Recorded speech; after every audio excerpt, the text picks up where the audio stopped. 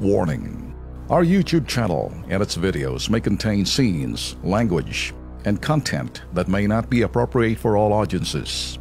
These videos include surveillance footage, undercover pursuit of suspects, actual police and rescue operations, and fearless confrontations.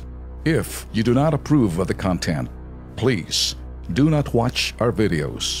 If you wish to continue, we strongly advise that you proceed with caution. Viewers' discretion is advised. Nandito ngayon sa studio natin si Mariel Ibanez. Sinisiraan daw siya kasi ng kanyang kumare sa social media. Natuklasan ng kanyang kumare na ang ka-textmate ni Mariel, asawa nito. Ang masaklap, nabasa pa mismo ng kumare ang text ni Mariel na, I love you. I love you. O hindi yun. Pambata yan eh. Tagukan kita mamaya. Okay na sana ang intro ko eh. Yung love song. Love song. Ikaw talaga. Ikaw ginagawa mo. Sige na, kakausapin natin. Sige, si Mariel. Kayo ba'y nag-usap na sa barangay ng kumare mo? Opo. Okay. Anong napagkasunduan ninyo? Na wala na pong parinigan po na mangyayari. Okay. Yung hindi, yan ba'y nangyayari ngayon na hindi na kayo nagpaparinig? Hindi po nasunod yung naging kasunduan namin. So, ayaw sumunod ng iyong kumare? Nagpo-post pa rin po sila ng so, malalaswa. So, nagpo-post si Menchi po. Menchi. Tapos yung dalawang kapatid niya po na si Margaret at saka si Maria P po. Sumama Pag rin. lumalabas po ako, sinisigawan po nila ako ng mga malalaswang salita. Tulad ng? Yung ganun din po, yung paano yun daw po. Pero, tanong natin, Ben, ano ba ang nag-udyok sa'yo na magpadala ka ng text message na 143? Wala naman po. Kasi, Ganito na, I love you. I love you. Bakit mo pinadala ba yung text message na I love you? Wala naman po kasi sanay na po ako sa ganun yung pag may nakaka-text kahit hindi ko po kilala, ganun. Tapos sa katrabaho ko po. Yung pag hindi mo alam, ako siyempre pag ako tinext mo ng I love you, siyempre yung puso ko rin. I love you. Hindi, totoo lang. Wala kayong relasyon ng asawa po. ni Wala Menchi? po. Wala naman. Wala po. Bakit mo alam yung number niya? Kasi dati po yung number ko po na ginagamit is number po ng asawa ko. So ngayon po, nung nag-apply po siya ng plan sa Sun, binigay niya po sa akin yung number niya. Sige. So, okay, sa mabilis ang ano. So, anong gusto mo mangyari? Magkaayos kayo? Yung matigil na lang po yung Paninira niya sa akin. Para matigil yan, Mariel, okay, pakinggan mo ang payo ni Kuya Alex at ni Kuya Ben. Okay, ako siguro mauna. Okay, mauna. Okay, Sige. ang yung nakakababata muna. Oh, sige. Okay, papayo ko sa iyo, Mariel, ay marunong ka ba mag-sorry? Opo. Oh, yun. Kapag nag-sorry ka nang galing sa puso, lapitan mo si Menchi, sabi mo, Menchi, sorry, hindi ko sinasadya ang pagpapadala ng ganun. Madali namang magpatawad ang tao eh. Pero kung ikaw nagmamatigas ka rin, ikaw rin may kasalanan, walang ibang gagawin yun, kundi sisiraan ka talaga niya. Lumapit ka at from your heart, sabihin mo, Menchi, I'm sorry, hindi ko sadyang gano'n. At wala kaming relasyon ng asawa mo.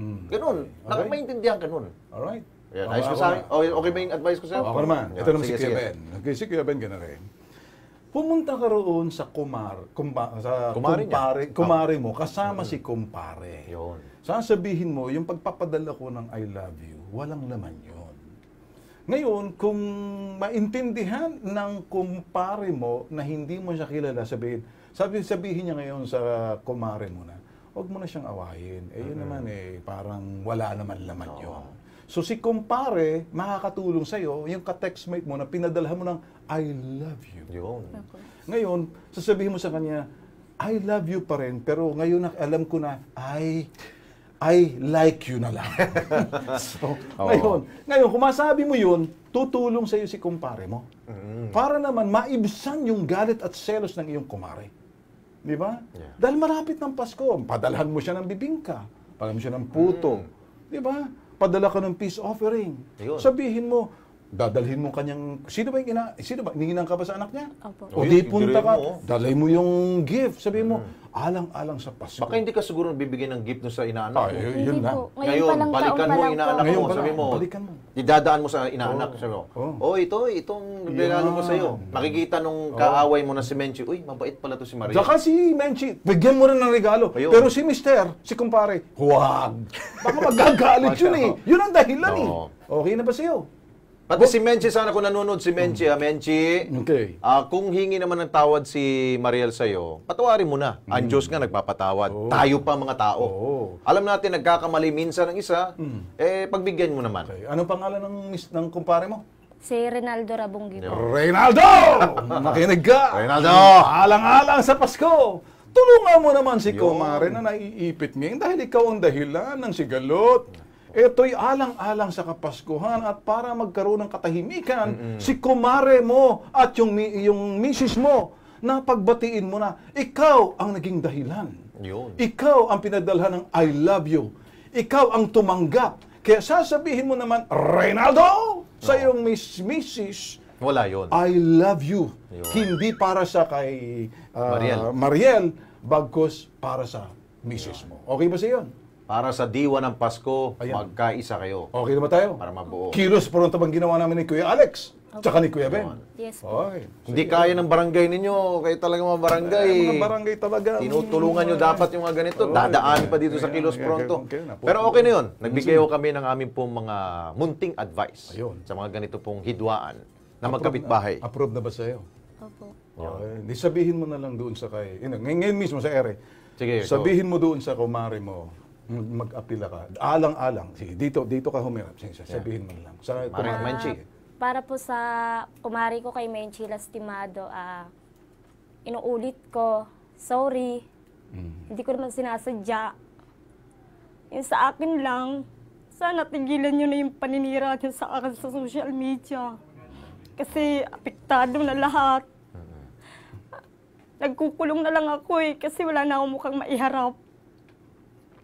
Okay. Willing naman ako From the start pa lang naman sinabi ko yung totoo. Kaya lang yung naging action nyo kasi sa akin is ikinalat nyo agad na nabuntis ako ng asawa mo, na nagpalaglag ako, na kahit hindi totoo. Tapos yung lagi nyo kong sisigawan ng mga malalasong salita kahit kasama ko yung mga anak ko. Na dumadating sa puntong hindi ko alam kung paano ko ipapaliwanag sa kanila kung ano yung ibig sabihin ng salitang binibitawan nyo laban sa akin. Yun lang po. Ngayon, maluwag na ba sa kalooban mo na nasabi mo sa kanya mismo, dito mismo sa telebisyon? Opo. O kung nakikinig man ngayon yung iyong kumare, pangalan ni kumare si Menchi. Menchi, kung nakikinig ka, hindi madali para sa isang kumare mo sa ito mismo, sa telebisyon mismo, umaapila sa iyo, tigilan mo na, alang-alang sa sinasabing kapaskuhan na darating. Public apology na po Public yan. apology na yan. Hindi madali magpakumbaba para sabihin, nagsusorry siya, hindi niya sinasadya yun. Sana patawarin mo na. Okay ba, Lex? Ayos, galing. Okay, sige. Okay, Menchi, Mariel, bumalik ka dito kung ano man ang mga resulta na nangyari doon sa inyong komunidad, ha? Okay. Thank you. Hindi po.